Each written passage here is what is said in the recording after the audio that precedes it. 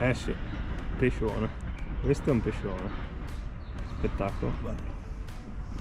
Allora, cosa importante per tutti: se il pesce mangia giù nello stomaco, tagliate e gli lasciate l'amo.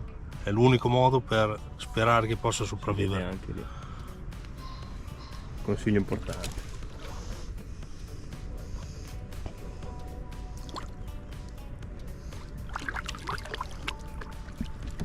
Olè. Dai.